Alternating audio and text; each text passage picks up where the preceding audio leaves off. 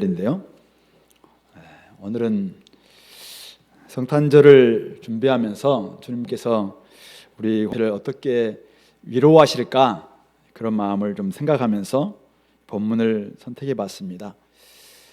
주님이 땅에 오심은 사실은 두 번째 오실 때는 분명히 많은 사람들이 주님을 믿지 않는 사람들은 심판하시겠지만은 주님을 믿는 사람들에게는 온전한 위로와 소망을 주실 터인데 우리가 어떤 마음으로 주님을 좀 맞이하면 좋을까 이런 생각이 듭니다. 하나님은 자녀들을 때로는 징계하기도 하시지만은 위로와 사랑을 베푸시는 분이시잖아요. 이사야 메시지는 1장부터 39장이 여전히 하나님의 백성이면서도 하나님 뜻대로 살지 않았던, 그래서 그들을 바벨론 포로로 잡혀가게 만드시면서 끊임없이 그들을 징계하시고 책망하시는 이런 말씀이, 물론 중간중간에 이제 회복의 말씀도 있었습니다만은 그런 내용이 1장 39장이라면은 40장부터 66장은 바벨론 포로 가운데 여러 가지로 고통당하고 압제당한 그들을 위로하고 소망을 주는 회복의 말씀이 40장부터 66장의 말씀이거든요. 그래서 오늘 위로하시는 하나님께서 공동체에게 어떻게 말씀하실까 이런 생각을 좀 가지고 오늘 본문을 살펴봤으면 좋겠습니다. 하나님은 말씀하시죠. 너희는 위로하라, 내 백성을 위로하라. 이 너희가 누굴지 아마 지금 고통당하고 있는 바빌론에서 포로로 잡혀있는 그들, 이 지금 메시지를 전달받은 너희가 어떤 위로를 하는데, 위로는 내 백성을 위로하라 이렇게 이야기하고 있잖아요. 하나님의 백성에게 위로의 메시지를 전해라 라는 건데, 너희는 예루살렘의 마음에 닿도록 그들에게 외치라. 결국 내 백성이 예루살렘이다라는 것을 알 수 있어요. 위로를 받아야 될 백성은 내 백성이고 그들은 예루살렘입니다. 근데 그 예루살렘의 마음에 닿도록, 마음에 정말 그 부드럽게 마음의 위로가 될 수 있도록 한번 말해라 라고 이야기합니다. 자, 그렇다면은 그들은 팔레스타인에 지금 남아있는 예루살렘이겠는가? 그것은 아닌 것 같아요. 2절 보시면은 그 노역의 때가 끝났고 그 죄악이 사함받았다. 그의 모든 죄로 말미암아 여호와의 손에서 벌을 배나 받았느니라 할지니라 이렇게 이야기합니다. 그러니까 이미 노역의 때에 가서 지금 노예의 삶으로 여러 가지 부역을 하고 고통을 당하고 수고했던 그때가 지금 끝났다라는 걸 이야기하고 있어요. 뿐만 아니라 죄악이 용서받은 그런 상태입니다. 그리고 벌을, 하나님으로부터 벌을 배나 받은 예루살렘입니다. 그들은 누굴까요? 바로 그들의 죄로 말미암아 바벨론 포로로 잡혀온 예루살렘을 가리키겠죠. 그들은 성전에서 쫓겨났었습니다. 또 강제 노역에 동원되었습니다. 낯선 언어, 문화, 음식에 적응해야 했습니다. 우리 다니엘서에서 봤던 것처럼 다니엘과 세 친구 자신들의 이름들도 다 빼앗겼습니다. 그런 세월을 이들은 보냈습니다. 삶 자체가 노역, 수고, 고통, 죄가 불러온 결과 상상을 초월할 정도로 그들의 삶은 힘들었다라는 것을 전제하고 있죠. 자, 그런데 이제는 그 노역의 때가 끝났다는 것이죠. 하나님의 정하신 기간이 끝났다는 것입니다. 뿐만 아닙니다. 예루살렘의 죄악이 사함을 받았다. 하나님이 이제는 용서하셨다라고 이야기합니다. 그의 모든 죄로 말미암아 여호와의 손에서 벌을 배나 받았기 때문에, 배나 받았다는 말이 그러니까 죄값을 충분히 받았다, 이런 죄값은 충분히 치러졌다. 그래서 하나님은 용서하셨고 노역의 때가 끝난 그들에게 위로해라. 하나님의 위로의 메시지가 그들에게 지금 전달되고 있는 것입니다. 그런데 우리 여기서 한번 생각해 봅시다. 노역의 기간이 만약 예를 들어서 이제 군대 생활 한번, 군대 우리 군대 안 갔던 사람도 있고 군대 갔다 오신 분도 많이 계시지만은 군대를 생각해 보면은 군대 3년, 요즘은 이제 18개월, 19개월인가요? 예, 그 기간이 딱 있는데 군대 가지 않고 19개월이 지났어요. 그럼 노역의 때가 지난 건가요? 아니죠. 예, 군대 가서 노역을 해야지, 예, 그 수고를 해야지 결국 그것이 지나가는 거잖아요. 그러니까 결국 군대라는 3년이면 옛날에 3년, 요즘 뭐 우리 의사들 3년이라고 해야 돼. 3년 그 기간을 딱 정해놓고 가야 됩니다. 그리고 그 값을 다 치러야 되는 것이죠. 그래야지 오늘 여기서 이야기하고 있는 노역에서 내가 이제 풀려났다, 위로가 될 수 있고 위로의 메시지가 될 수 있는 것입니다. 오늘이 12월 18일이잖아요. 예, 제가 1986년 12월 18일 군대 갔거든요. 네, 가서 이제 막 그때 지난주에 이야기했다시피 성국 연습 막 열심히 하고 있는데 갑자기 군대 영장 이병통지서 나와가지고 성국도 다 이제 중단되고 주인공이 빠지니까 됩니까? 그래요. 제가 예수님이 역할했는데, 예, 끝나고 그래서 그것도 못하고 군대 가서 이제 31사 광주에 갔는데, 예, 뭐 그 눈도 많이 오고 뭐 그렇게 하더라고요. 근데 성탄절 일주일 지나서 성탄절 교회 갔는데 딱 들어가는 순간 막 눈물이 펑펑 쏟아져 가지고, 예, 그랬던 기억이 있습니다. 그래서 그 30개월, 당시는 30개월이었는데 제가 대학 시절 동안 이제 뭐 저기 전방도 가고 막 이런 시간을 보내서 3개월 혜택 받아서 27개월 군 생활을 했어요. 그리고 이제 1989년 3월 19일 전역 통지서를 딱 신고하는데 진짜 위로가 되었죠. 와, 끝났구나. 진짜 저는 군 생활이, 어떤 사람들은 군 생활 되게 좋아하잖아요. 아, 저는 지옥이더라고요. 제가 서울에서 전경 생활을 했는데 그때 한참 뭐 우리 1987년 민주화 운동도 일어나고 굉장히 막 복잡할 때, 또 올림픽도 있고 막 여러 가지 복잡할 때 제가 서울에서 전경 생활하면서 너무 힘들었었는데 1989년 3월 19일 날 이제는 끝났다 다 가는데, 그 나오는데 저 오금지구대라고 오금동 거기서 딱 빠져나오는데 너무 기분이 좋더라고요. 그래서 위로가 참 되었다 이 생각이 들었습니다. 오늘 그 메시지를 지금 그런 이야기입니다. 그런 이야기. 우리의 죄로 말미암아 형벌을 받을 수밖에 없는 존재 우리들이었는데 주님께서 이 땅에 오셔서 우리의 죄를 위해서 노역을 대신 치러 주셨습니다. 하나님의 손에서 벌을 배나 받은, 충분히 받은 예수 그리스도로 말미암아 우리는 풀려날 기회를 얻게 되는 것이죠. 그래서 예수님을 믿는 사람들은, 그리스도 예수 안에서 의롭게 된 사람들은 결코 정죄함이 없다. 바로 그 이야기입니다. 왜냐하면 노역은 치러졌기 때문에, 값을 치러졌기 때문에, 용서받았기 때문에, 배나 그 일을 벌을 받았기 때문에 일은 치러졌다. 이것이 인류를 위한 위로의 메시지, 바로 기독교의 복음입니다. 십자가와 부활의 복음, 바로 이것이 위로의 메시지인 것이죠. 죄값이 치러지지 않았다면은 죄에서 자유할 수 없습니다. 여전히 죄의 종입니다.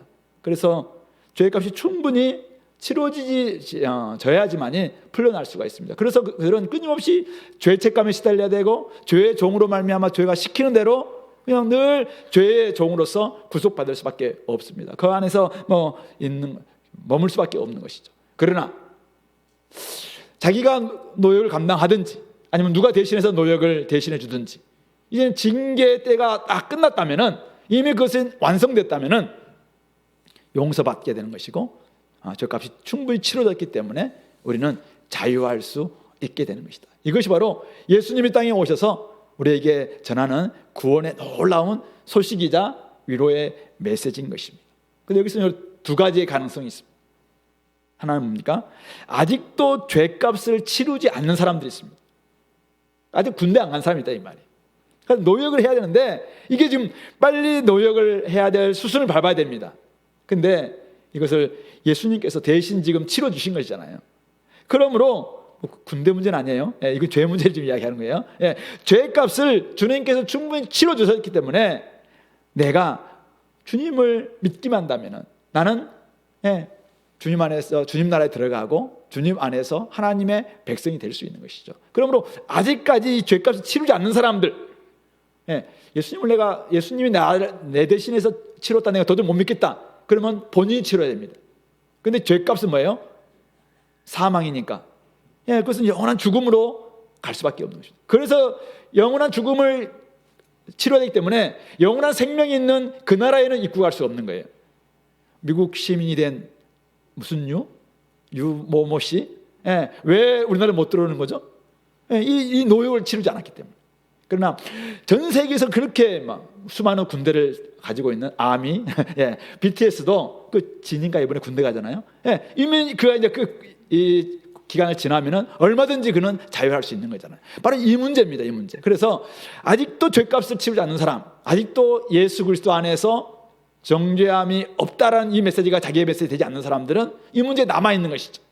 그러나 반대로 이미 죄에 대한 속죄가 이루어진 사람들, 이런 사람들은 자유와 회복만이 남아 있습니다.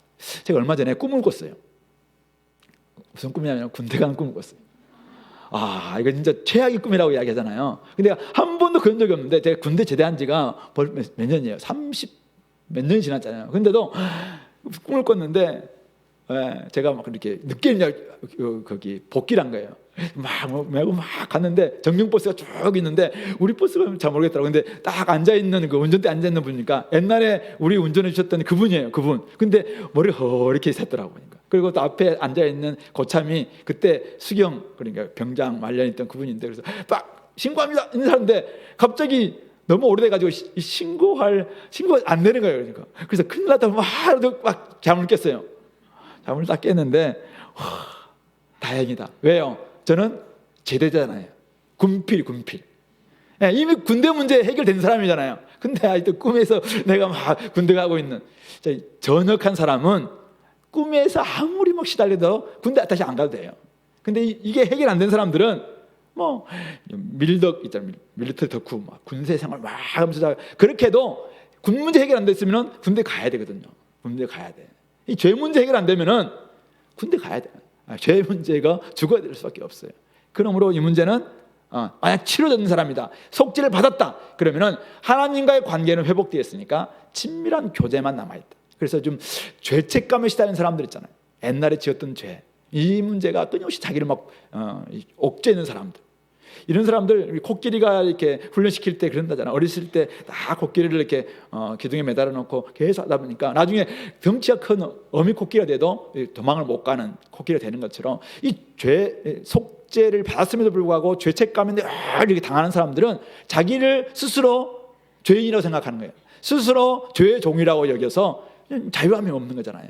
그러나 우리는 이미 자유함이 있는 사람들, 이미 주님께서 속죄해 주셨다, 이미 치러졌다, 노역일 때는 끝났고 오늘 보니까 너희들은 사함 받았고 이미 그 죄는 벌을 배나 받았느니라. 그렇기 때문에 그들에게 위로하라, 이런 메시지가 가능하다는 사실이죠. 그러므로 이미 끝난 사람들은 자유하시면 됩니다. 자유해서 이제는 내가 하나님과의 친밀한 교제만을 내가 살아가면 되겠다. 그걸 위해 살아가시고, 근데 아직 죄 문제 해결 안 된 사람들, 군대 문제, 노역이 아직 안 끝난 사람들, 빨리 이거 끝내야 됩니다. 근데 그분이 끝내주셨다고 하니까 빨리 그분을 믿고 자유함을 얻을 수 있길 바랍니다. 자, 이렇게 노역이 끝난 그들에게 이제 어떤 메시지를 주시는가? 세 가지 메시지를 주시는데요. 자, 3절, 6절, 9절 어떤 소리가 등장하고 있어요.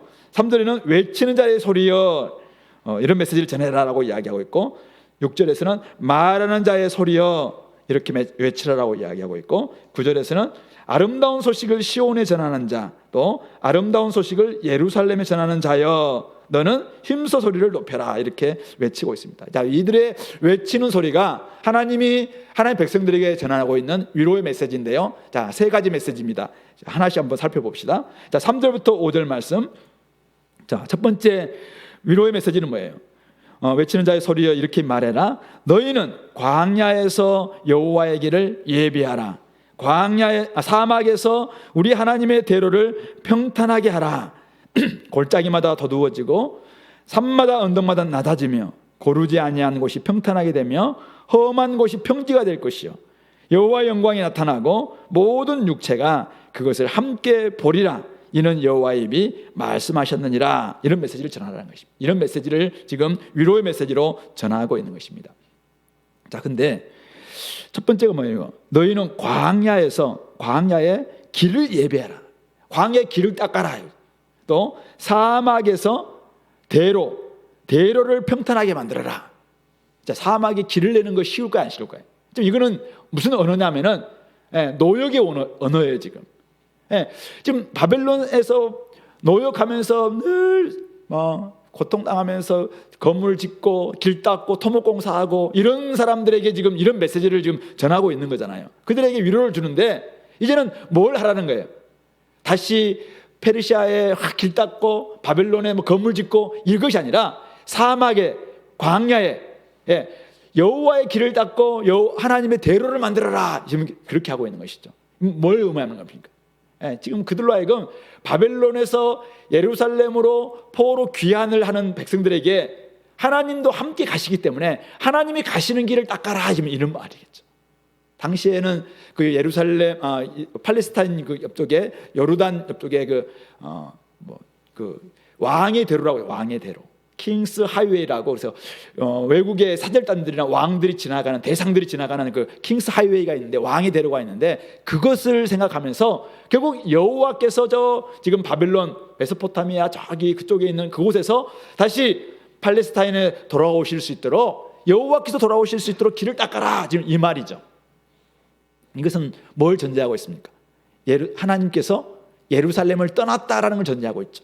그것이 바로 에스겔 10장 11장에 보시면 여러분들이 나중에 한번 읽어보세요. 그거 보면은 하나님께서 여호와 성전에서 어떻게 떠나시고 계시는가. 그래서 이스라엘이 끊임없이 죄를 범하고 우리는 이 성전이 있기 때문에 우리는 안전하다, 막 거짓된 안정감을 가지고 있는 그들에게 에스겔 선지자가 하나님께서 바로 성전을 떠났다, 하나님의 영광이 너희들 떠났다라는 것을 전하고 있는 메시지가 에스겔 10장 11장인데요 그 하나님의 영광이 바로 떠나는 모습들이 잘 나타나고 있어요. 근데 그 하나님의 영광이 어디로 갑니까? 바벨론에 하나님의 백성들과 함께하는 모습으로 등장하고 있죠. 그래서 예루살렘이 멸망할 때 그곳에는 하나님이 떠나셨어요.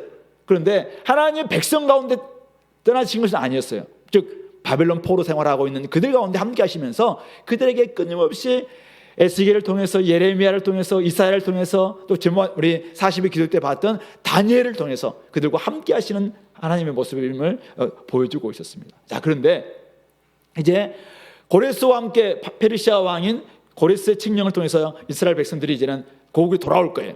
근데 그 돌아오는 메시지를 전하시면서 오늘 하나님도 돌아오신다라는 거예요. 돌아오신다. 하나님도 돌아오시기 때문에 하나님께 돌아오실 수 있는 길을 너희들이 닦아라라는 것을 지금 전하고 있는 것입니다. 결국은 왕의 귀환, 이것이 지금 이들에게 주시는 첫 번째 위로의 메시지입니다.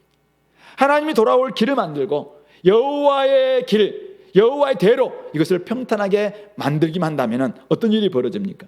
그러다면 4절 보니까 골짜기마다 도두어지며 산마다 언덕마다 낮아지며 고르지 아니하는 곳이 평탄하게 되며 험한 곳이 평지가 되며 이렇게 되고 나면은 5절 여호와의 영광이 나타나고 모든 육체가 그것을 함께 볼 것이다. 아까 여호와의 영광은 떠났다고 이야기했어요. 근데 다시 이들 가운데 여호와의 영광이 나타나게 되는데 그 나타나기 위해서 어떻게 됩니까? 골짜기들이 도두어지고, 자 골짜기와 같은 이런 험한 곳들이 다시 도두어져서 길이 돼야 되고, 그 다음에 산마다 언덕마다 낮아지고 고르지 아니한 곳은 평탄하게 되고 험한 곳은 평지가 되는 이런 모습이 있을 때 하나님의 영광이 그들 가운데서 나타나게 될 것이고 모든 육체들도 다 하나님이 너희들과 함께 하고 있구나라는 것을 알게 될 것이라고 말하고 있는 것입니다. 우리는 생각해 볼 수 있습니다. 지금 하나님이 내 백성을 좀 위로해라라고 어떤 소리에게 지금 이야기를 했습니다. 뭐 이사야일 수 있어요. 이사야가 그들을 향해서 하나님께서 너희들을 위로하신다 이렇게 했고, 너희들이 이제는 하나님께서 너희들을 정말 고생했다고 이야기하더라 이렇게 이야기했는데 하나님은 돌아오지 않는 거예요. 우리 출애굽기에 나와 있는 모세와 함께 금송아지 우상을 만들고 난 다음에 범죄했던 그들에게 하나님이 난 이 백성들과 함께 하지 않겠다라고 이야기할 때 모세가 했던 것이 무엇입니까? 끝까지 자기 이름을 생명체 지우라고 함께 해달라고 이야기했는데, 만약 함께 하지 않는, 하나님 백성과 함께 하지 않는 뭐 그런 것이 위로가 될 수 있을까요? 잠시 마음에는 야 너희들 하나님께서 위로하신다, 뭐 굉장히 좀 살갑은 언어, 감정 터치로 하나님께 위로하신다, 위로받아라 이렇게 이야기해도 어느 정도 위로될 수 있겠죠. 근데 가만히 생각해 보니까 하나님은 안 오신다는 거예요. 옛날 다시 하나님이 또 이들이 배반할까 싶어서 하나님은 오시지 않고 하나님은 이곳에 남는다, 그렇다면 위로가 될 수 있겠습니까? 위로될 수 없겠죠. 그냥 고아로서만 살아가는 이런 모습밖에 안 될 거라고 생각해요. 그런데 하나님이 돌아오신다는 것입니다. 하나님이 그들 가운데 돌아올 수 있도록 길을 만들어라. 여호와의 대로를 닦아라. 바로 이런 메시지를 전하고 있는 것이죠. 세례 요한이 바로 이 메시지를 가지고, 이 본문을 가지고 인용하면서 마태복음 3장이나 누가복음에서 회개하고 돌이키는 삶을 살 것을 강력하게 이야기합니다. 하나님 나라, 우리 주님께서 오시면은 하나님 나라가 임하게 될 터인데, 하나님 나라에 들어가기 위해서 어떻게 해야 될 것인가? 회개하고 돌이켜야 된다. 그렇지 않으면 결코 복음, 왕이 다스리시는, 새로운 왕이 다스리시는 그 복음은 우리의 것이 될 수 없고 하나님 나라 천국의 백성이 될 수 없다. 그러므로 너희들 회개하라.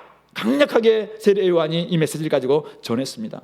구체적으로 어떻게 이야기합니까? 세리들에게 야, 너희들 부과된 세금 외에는 받지 말라.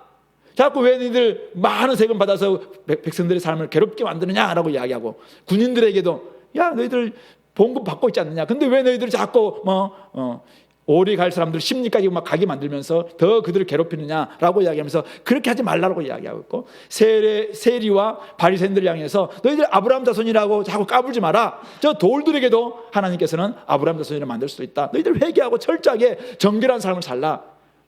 세례 요한은 자기 금욕의 삶을 살면서 이 회개의 메시지를 전했던 걸 우리가 기억합니다. 그렇게 할 때 주님께서 우리 요한복음 1장 14절인가요? 말씀이 육신이 돼서 우리 가운데서 임하실 때 바로 주의 영광을 우리가 볼 수 있다고 이야기했습니다. 주님께서 말씀으로 우리 가운데 오셨는데, 말씀이 육신을 입고 성육신 하심으로 말미암아 예수님이 우리 가운데 오셨을 때, 우리 가운데 거하실 때 우리는 그분 가운데서 주님의 영광을 볼 수 있다고 이야기했습니다. 자, 주님의 영광이 우리 가운데 거하기 위해서는 어떻게 해야 돼요? 그러므로 회개의 삶을 살아야 돼요. 골짜기마다 높아지고 더두어지고 높은 산들, 언덕들 낮아지는 이런 역사가 있어야 됩니다. 이게 바로 회개의 삶입니다. 하나님의 영광이 나타나고 하나님 나라가 우리 가운데 임하기 위해서 먼저 하나님이 우리 가운데 거하셔야 되는데, 하나님이 거하기 위해서는 우리 가운데 어떤 모습이 있어야 될 것인가? 회개와 돌이킴의 삶이 반드시 있어야 된다라는 것을 말씀하고 있는 것입니다. 그러므로 오늘 우리가 하나님과 함께 살기를 원한다면은 광야와 같은 삶에 하나님께서 돌아오실 수 있도록 길을 만들어야 됩니다.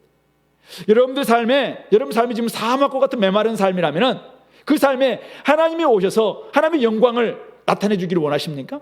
그렇다면은 우리 안에 하나님의 대로를 깔아야 됩니다. 그것이 무엇입니까? 불균형적인 삶, 불평등한 삶, 그냥 자기 영광에 도취된 삶, 그리고 끊임없이 기울어진 운동장과 같은 이런 삶을 적당하게 즐기면서 거기에 편승하면서 자기도 그거는 누리고 있는 이런 삶 가지고는 안 된다는 거예요. 하나님 나라가 거기에 임할 수 없다는 것입니다. 그러므로 우리 교회가, 성도가 하나님의 대로를 깔아야 됩니다. 우리가 하나님이 돌아오실 수 있는 그런 길을 예비해야 됩니다. 이것이 바로 회개의 삶이고 돌이키는 삶이고, 이것은 아주 구체적으로 삶 가운데서 나타나야 됩니다. 여러분들 철저히 낮아져서 지금 너무 양극화 가운데서 살아가는 그들에게도 정말 하나님이 살아계시다는 것을 보여주기 위해서는 우리 가운데서 이런 모습들이 나눔이 필요한 것이죠. 그들도 좀 이렇게 올리는 삶이 필요하고, 너무 좀 높은 수준에 올라가서 자기 도취에 빠져있는 수많은 사람들, 그 교만한 그들이 사실은 거기에만 만족하지 않도록 하나님께서 좀 우리 가운데 역사하고 계시다라는 것을 보여주기 위해서라도 우리의 삶에 좀 이런 여호와의 길이 좀 깔림으로 말미암아 여호와의 영광이 오늘 우리 가운데 어떻게 드러나는지를 보여줄 수 있는 우리 공동체가 되어야 될 줄 압니다. 광야와 같은 삶, 메마른 길을 걷는 사람들에게 진짜 위로가 무엇일까 생각해 보면, 바로 오늘 부모를 잃은 아이에게 가서 야, 너희들 좀 고생이 많지 하면서 위문편지 써주고 이문품 주는 것, 이것은 작은 위로에 불과할 것입니다. 진짜 위로라면은 잃어버렸던 부모님을 찾아서 돌려주는 것이잖아요. 이게 진짜 위로인 것처럼 오늘 우리 삶 가운데서 진짜 위로는 하나님께서 나의 삶 가운데 돌아오신다는 것이잖아요. 그건 돌아오실 수 있도록 우리가 준비해야 된다는 것입니다. 바로 회개하시고 돌이킴으로 말미암아 하나님이 우리 가운데서 진짜 그 영광을 드러낼 수 있도록 만들어주는 것, 이것이 바로 우리에게 주시는 위로이고 우리가 해야 될 일이다라는 것을 기억하시기 바랍니다. 고린도후서 3장 18절을 보면은 잠깐 볼까요? 고린도후서 3장 18절. 고린도후서 3장 18절입니다. 고린도후서 3장 18절. 289페이지 우리 신약성경.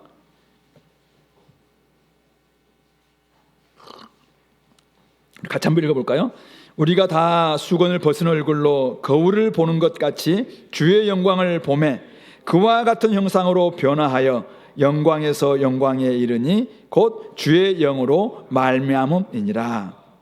우리가 주님의 영광을 볼 수 있다는 거예요. 근데 그것은 그와 같은 형상으로 변화해서, 우리가 주님의 형상으로 변화해서 영광에서 영광에 이르는, 성령으로 말미암아 주의 영으로 말미암아 이 일은 가능한데, 우리의 삶 가운데서 우리가 주님의 영광, 예수님을 닮은 모습으로 점점 이렇게 변화가 된다면은 우리 가운데도 얼마든지 주님의 영광을 볼 수 있다라고 이야기하고 있는 것이죠. 그러니까 우리가 이런 책임이 있는 것이죠. 주님의 영광이 우리 가운데 거할 수 있도록, 주님께서 우리 가운데 거하실 수 있도록 주님의 영이 우리에게서 영광에서 영광으로 이르게 하는데, 우리가 온전히 좀 쓰임 받음으로 말미암아 정말 하나님이 너희들 가운데 함께 계시구나, 하나님은 너희들 가운데 정말 왕으로 계시는구나, 왕이 귀환하셨구나, 그래서 너희들과 함께하고 있구나. 아까 우리 찬양했던 것처럼 오소서 임마누엘, 끊임없이 오셔서 우리 가운데 함께 하시도록 만들어주는 이런 모습들, 이게 필요하다는 것입니다. 여호와 삼마, 무슨 뜻입니까? 하나님이 거기 계시다는 것이잖아요.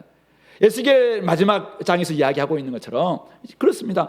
하나님의 영광이 떠난 곳, 이것은 아무리 멋진 건물이 있고 수많은 사람이 있다 할지라도 거기는 여호와 삼마 말할 수 없습니다. 하나님은 거기 계시지 않습니다. 그러나 작은 초라한 공동체랄지라도 여호와의 영이 계시고 여호와의 영광이 있는 그곳이라면 여호와께 돌아오시면서 여호와는 거기 계실 것입니다. 여호와 삼마의 역사가 있게 될 줄 압니다. 바로 이것이 진짜 위로입니다. 진짜 위로.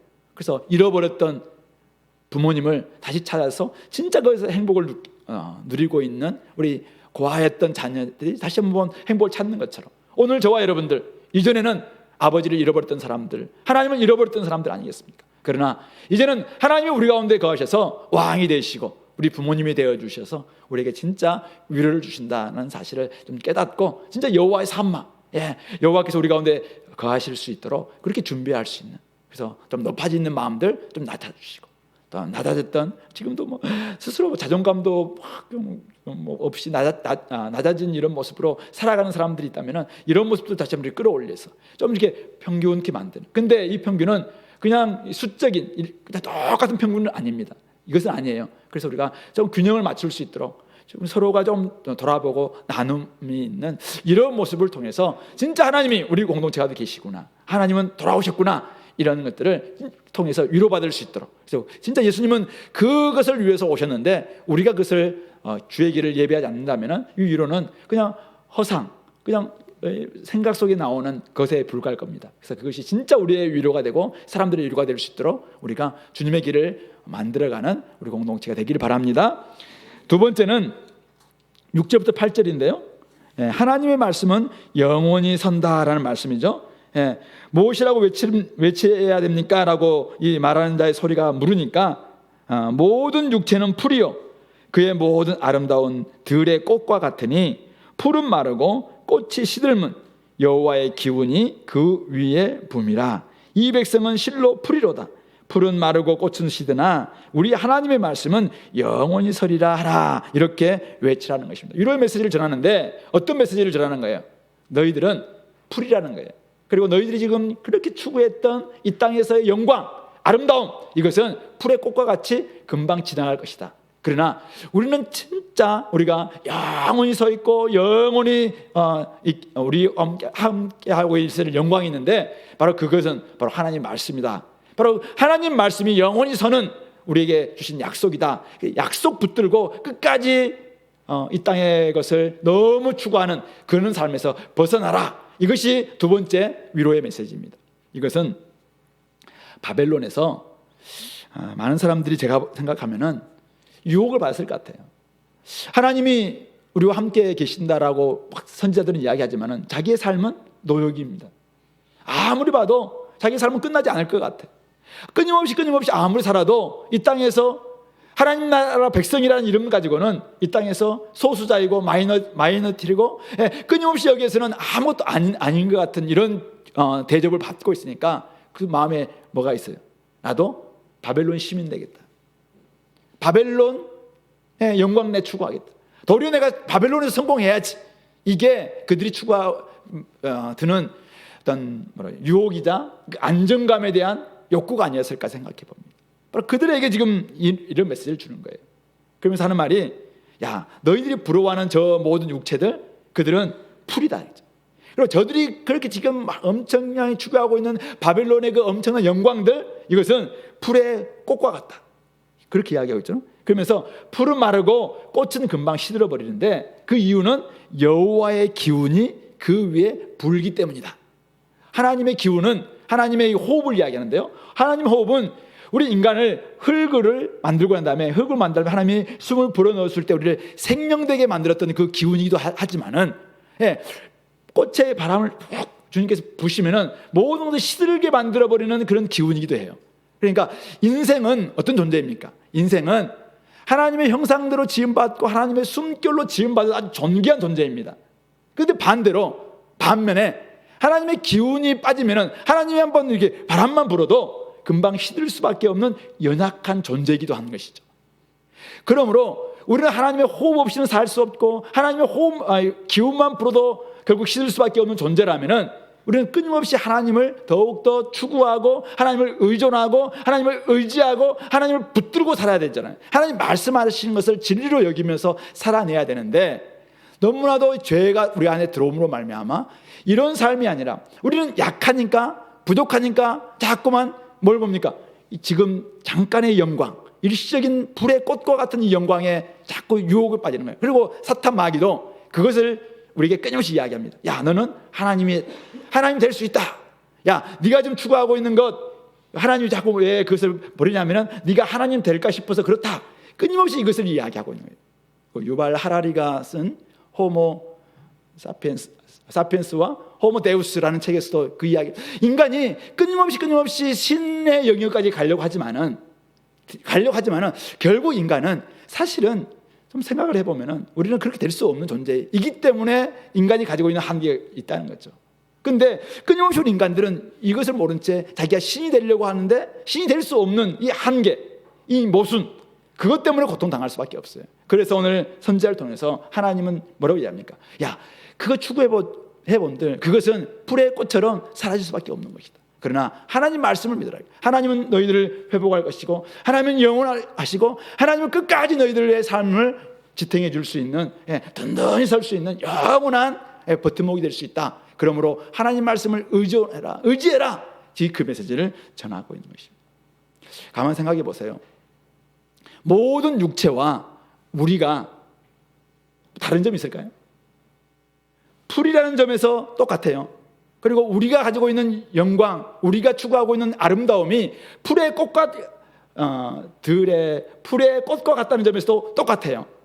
그리고 모든 사람들이 그것을 추구한다는 점도 거의 비슷해요. 근데 모든 육체와 이 백성이라고 이야기하고 있는 바로 우리가 다른 점이 무엇일까요?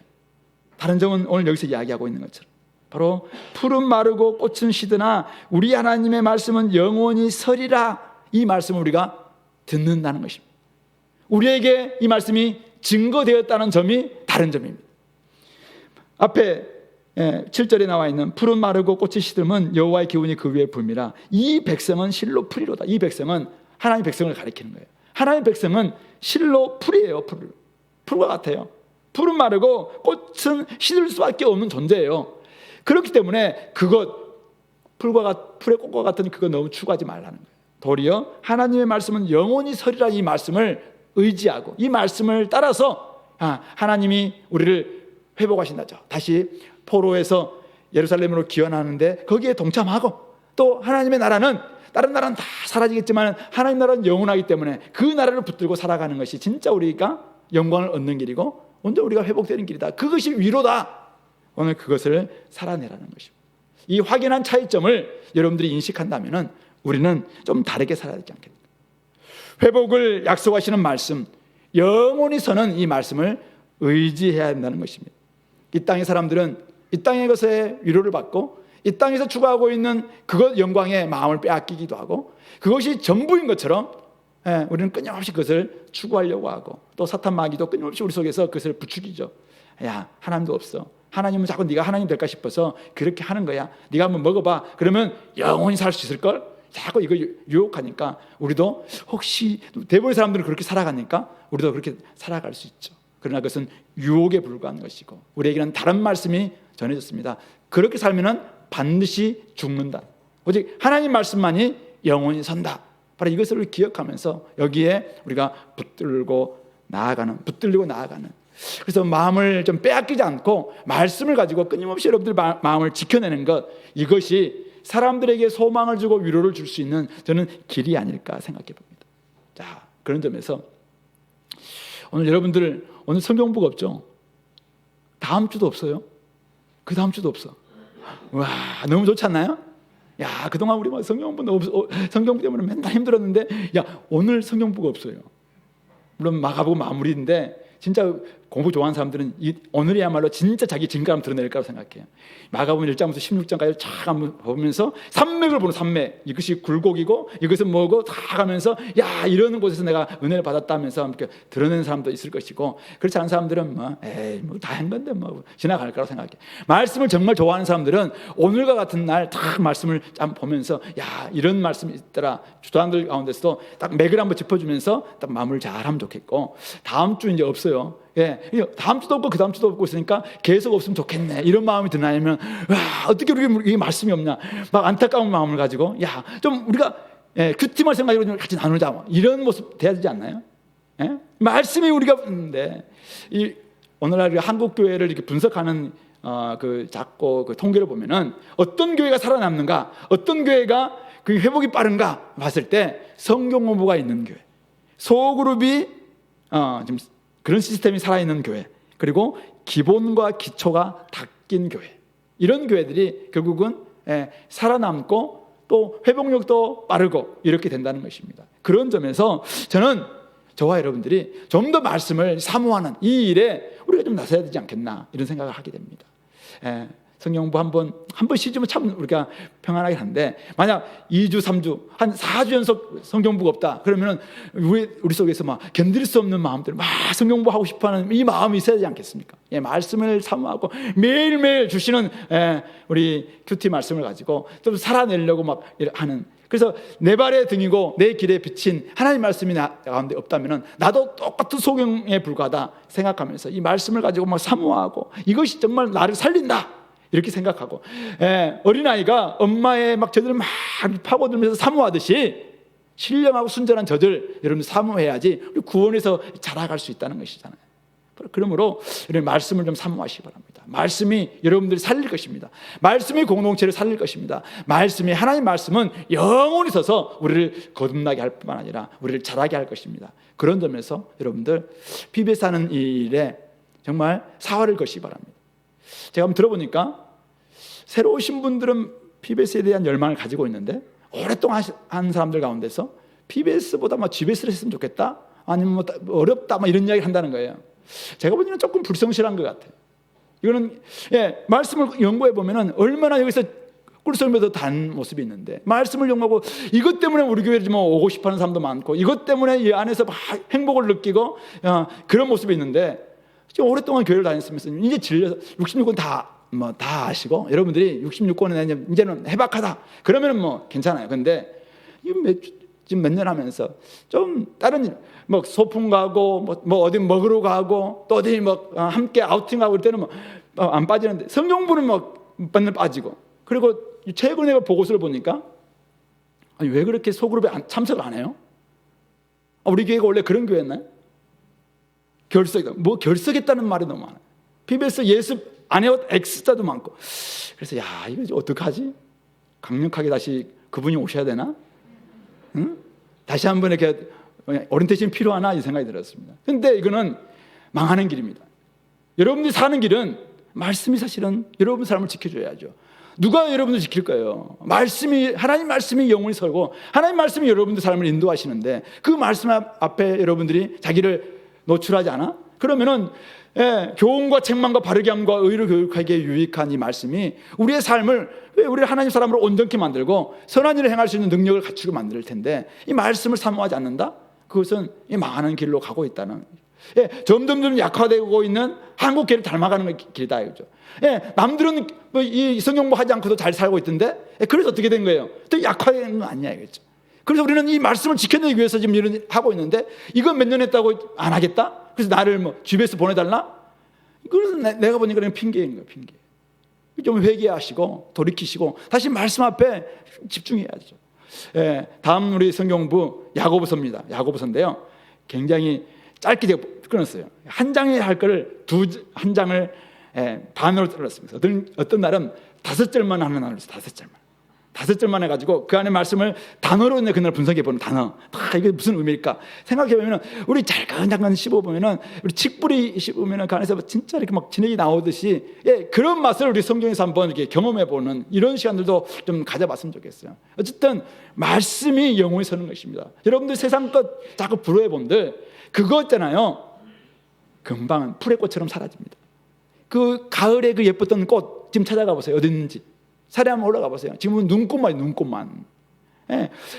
그렇게 예뻤던 꽃들 단풍 다 사라지고 지금은 시들어 있는 모습만 있을 것입니다.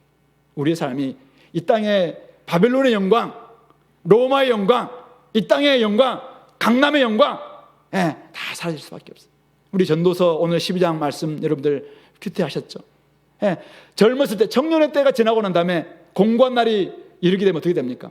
허리도 굽어지고 다리도 떨리고 눈도 잘 안 보이고 귀도 어두워지고. 여러분들 젊었을 때 20대, 30대, 40대, 50대 이때 말씀 연구해야죠. 이때 하나님을 기억하면서 열심히 살아내야죠. 나중에 지나고 나면은 보이지 않아요. 보이지도 않고 이제는 막 앞에서 이렇게 나가도 떨리기도 하고 막 이렇게 되잖아요. 그렇게 되기 전에 말씀을 기억하시고 말씀이 진짜 우리 삶을 인도하신다 사실을 깨닫고 그렇게 나아가는, 이게 바로 우리에게 소망이고 회복이고 위로입니다. 그러므로 이 위로의 메시지를 받으시고 여러분들이 그렇게 살아내시기 바랍니다. 한 가지 더 본다면은 9절부터 11절에서는 아름다운 소식을 시온에 전하고 아름다운 소식을 예루살렘에 전하는 그에게 힘써 소리를 높여서, 두려워하지 말고 소리를 높여서 유다의 성읍들에게 이르기를 너희의 하나님을 보라, 이렇게 증가하는 것입니다. 너희의 하나님을 보라, 주목하라 이거죠. 근데 그분은 10절 11절에 나와 있는데, 그분은 장차 강한 자로 임하시고 그의 팔로 다스리시는, 하나님이 왕으로 기환하시는데 그분은 연약한 분이 아니에요. 그냥 뭐 감정 터치만 해줄 수 있는 그런, 그냥 이렇게 부드러운 그런 아버지이기도 하지만은 그분은 강한 팔로 다스리시고 강한 팔로 강한 자로 임하시는, 그래서 상급 있고 보응이 있는, 그래서 대적에 대해서는 철저하게 대적들을 압제하는, 제압할 수 있는 이런 분이고, 반면 그의 백성들은 목자처럼 양떼를 먹이시고 어린 양을 그 팔로 모아서 품에 안으시고 젖먹이는 암컷들을 온순히 인도하신, 하나님의 백성들을 향해서는 어떤 왕이 되냐면은 진짜 이렇게 목자처럼 어린 양을 먹이시고 팔로 안아주시고 또 젖먹이는 암컷들을 온전히 인도해 주시는 그런 목자이시다라고 이야기하고 있습니다. 바로 그런 하나님이 오늘 우리 가운데 오셔서 우리를 다스리신다는 것이죠. 하나님이 다스리신다, 이것을 하나님 나라라고 이야기하죠. 하나님께서 다스리시는 나라, 이것이 바로 천국이고, 바로 예수님이 이 땅에 오셔서 가장 먼저 외쳤던 메시지가 뭐예요? 회개하라, 천국이 가까웠냐. 천국이 때가 이르렀고 천국이 가까이 왔으니 회개하고 복음을 믿어라. 바로 이 복음의 내용이 뭐냐면은 천국이 예수님과 함께 우리 가운데 임했다라는 그 소식인 것이죠. 마찬가지입니다. 이들에게 진짜 위로가 뭡니까? 하나님이 우리 가운데 오시는데, 그분이 왕으로 귀환하시는데 우리와 함께 오셔서 우리 가운데 거하시는데 어떤 모습으로? 왕이 되셔서 우리를 다스리시는 모습으로, 우리를 통치하시는 모습으로, 그리고 우리에게 목자처럼 먹이시고 또 안아주시고 그리고 인도하시는 모습으로 우리 가운데 통치하신다는 사실이죠. 이것이야말로 진짜 위로의 소식이자 위로의 메시지인 것입니다. 예수님께서 이 땅에 오셔서 거짓 목자들 때문에, 거짓 왕들 때문에 유리방황하면서 먹지도 못하고 있는 수많은 당시의 군중들을 불러 모으시고 하나님이 오병이어로 복을 내려주셨습니다. 먹여주셨습니다. 이것은 내 복음서에 다 나와 있는 내용입니다. 물고기 2마리와 보리떡 5개로 5,000명을 먹이시고 4,000명을 먹이시고 수많은 사람들을 먹이시면서 충분히 배불러 줄 수 있는 분이다라는 것을 보여주시면서, 바로 요한복음에서는 바로 하늘에서 내려오신 산떡이 되셨다, 자기가 생명의 떡이다 라고 이야기하시고 이 땅에서 온전히 많은 사람들을 먹이시기 시기 위해서 오신 분이라고 그렇게 말씀하고 계시는 것이죠. 하나님이 우리 가운데 오셔서 우리를 다스리시는 왕이 되셨습니다. 바로 천국이 우리 가운데 임하게 되는데 그것의 가장 중요한 모습은 무엇입니까? 하나님의 보호와 하나님의 인도하심입니다. 우리를 괴롭혔던 질병이 우리를 괴롭혔습니까? 아니면 여러 가지 고난이 우리를 괴롭혔습니까? 아니면 어떤 원수가 우리를 괴롭혔습니까? 하나님 우리를 보호해 주실 것입니다. 그리고 우리를 지켜주실 것입니다. 끝내 나중에 하나님의 나라 천국으로 우리를 입성케 해 주실 것입니다. 뿐만 아니라 내가 그동안 먹지 못하고 입지 못하고 상처받고 외롭고 힘들고 유리 방황하면서 목자 없는 양처럼 그냥 이리 가고 저리 가면서 늘 외로운 삶을 살았던 사람들, 오늘 주님께서 우리의 목자가 되어주시고 아버지가 되어주시고 왕이 되어주셔서 우리를 먹여주시고 안아주시고 그리고 말씀으로 우리를 인도해 주신다는 사실이죠. 이 주님이 오늘 우리 가운데 성육신하신 예수님으로 오셨다는 사실이죠. 그 주님이 이스라엘 백성들에게는 소망의 모습이었지만 오늘 우리에게는 진짜 실제가 되셨고 오늘 우리 가운데 지금도 동행하고 계시는 분이십니다. 이 위로의 메시지 오늘 이스라엘 백성들에게 전해줌으로 말미암아 그들로 하여금 이제는 살게 만들어주고 있는 것입니다. 이런 위로의 메시지를 전했던 사람들은 받았던 사람들은 이제 9절에 보시니까 아름다운 소식을 시온에 전하는 자로 아름다운 소식을 예루살렘에 전하는 그들이 이제는 유다의 성읍들에게 나아가서 너희의 하나님을 보라 이렇게 외치고 있는 것입니다.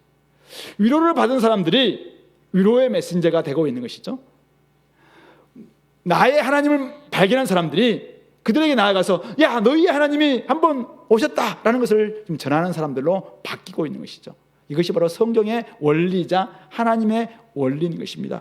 아까 우리 읽었던 고린도후서 1장 말씀 잠깐 볼까요? 고린도후서 1장 3절 4절 말씀입니다.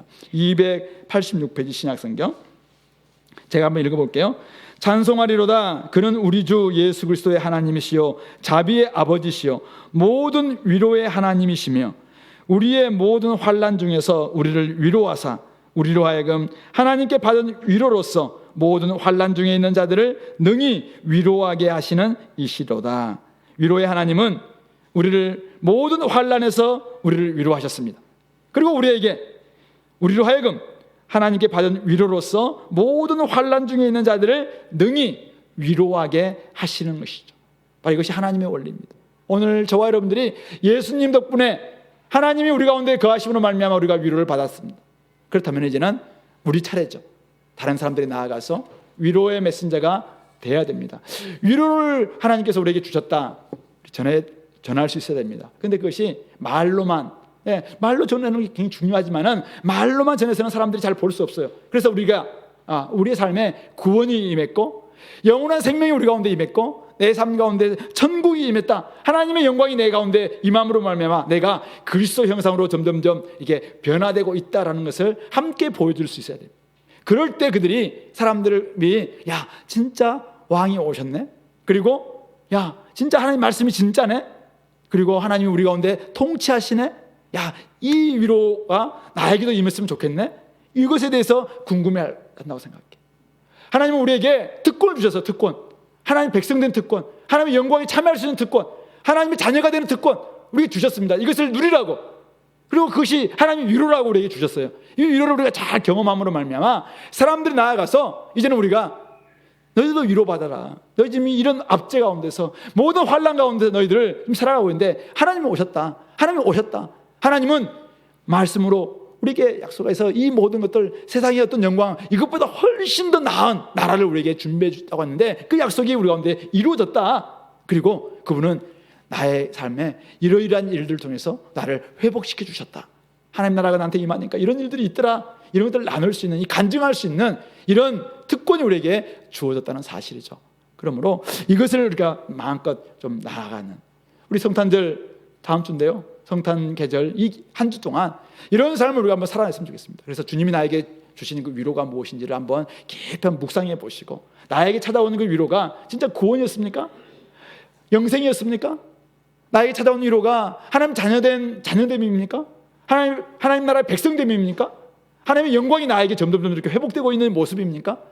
이것을 여러분들 충분히 누리시기 바랍니다. 이것을 누리시고 그리고 사람들에게 정말 고난당하고 환난 가운데서 여러 가지 힘들어하는 많은 사람들에게 그 위로를 전하면서 나를 바라나라. 내가 이랬었거든. 근데 내가 이렇게 바뀌었다. 이것을 함께 이야기해 줄 수 있는 하나님의 능력이 이렇게 나를 살려줬다라는 것을 함께 전할 수 있는 우리 공동체가 될 수 있으면 참 좋겠습니다.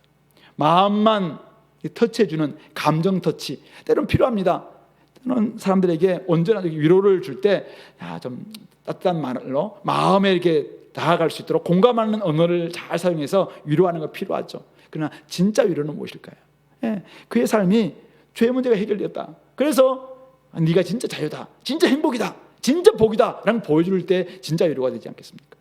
우리 입을 달달하게 만들어주는 맛집 가는 거 참 좋잖아요. 우리 정말 달콤한 초콜릿 하나만 먹어도 때로는 위로가 될 때가 있잖아요.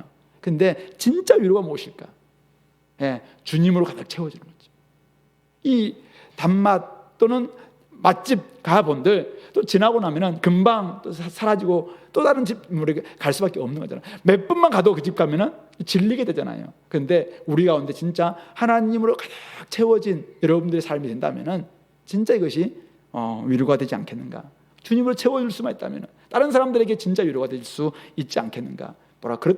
그 일에 우리 공동체가 참여함으로 말미암아 우리가 받았던 이 위로를 다른 사람들에게도 전할 수 있는 우리 공동체가 됐으면 좋겠고, 이번 성탄절은 그런 의미에서 위로를 전하는 위로의 메신저가 되는 우리 공동체가 다 될 수 있게 되기를 말씀으로 권면드립니다. 같이 한번 기도합시다. 오늘 말씀을 생각하면서 오늘 주님이 나에게는 어떤 존재인가, 진짜 주님 나와 함께 동행하기 위해서 내가 회개하고 돌이키는 그런 삶을 살고 있는지, 내 노역도 다 끝나고 정죄함도 이제는 사라지고 나의 속에서 주님께서 이미 다 벌을 2배나 받음으로 충분히 주님께서 다 구속해 주셨음에도 불구하고 내가 그것을 느끼지 못하고 맛보지 못하고 있다면 그런 맛을 내가 보게 해달라고 좀 기도했으면 좋겠고, 이제는 주님이 나와 함께 하시고 또 주님이 주실 영광을 기대하면서 내가 사람들에게 좋은 위로자가 되고 또 위로의 메시지를 전하는 메신저가 되게 해달라고 이 시간에 같이 한번 기도하겠습니다.